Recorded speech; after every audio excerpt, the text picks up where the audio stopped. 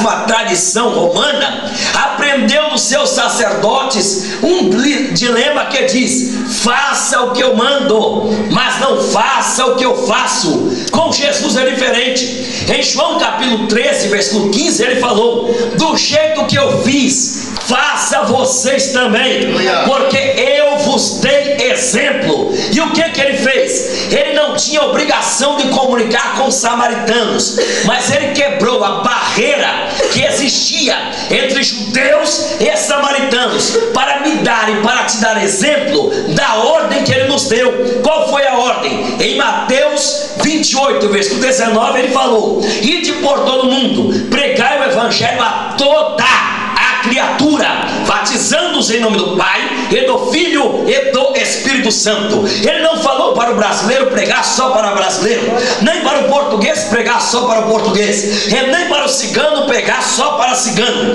nem para o africano pregar só para o africano, mas ele mandou pregar para toda a criatura.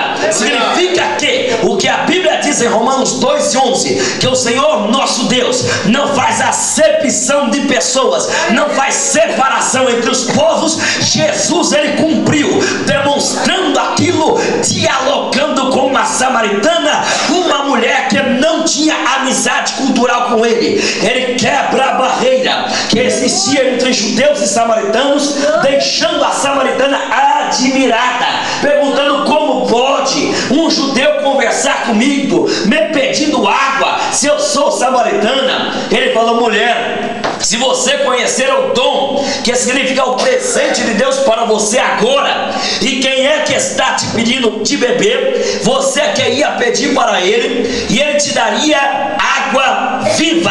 Aquela mulher, ela começou a dizer: você não tem com que tirar a água, o poço é fundo, aonde vai encontrar água viva? Por acaso o Senhor é maior que o nosso pai Jacó, que bebeu do poço, nos deu o poço, sustentou a sua família e todo o seu gado? Aonde vais encontrar água viva?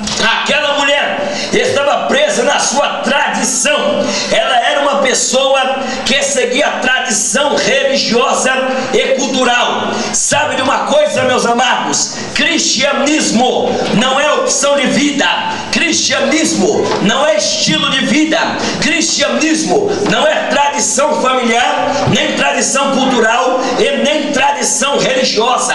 Cristianismo é renúncia. A Bíblia diz em Marcos 8:34, Jesus falando: se você quiser me seguir, nega a você mesmo, toma a sua cruz e siga-me. Aquela mulher, ela pensava que sabia mais que Cristo, porque ela estava presa na tradição cultural herdada do seu pai Jacó. É o que acontece quando você vai falar de Jesus para alguns religiosos na sociedade que não alcança a vitória nas suas religiões.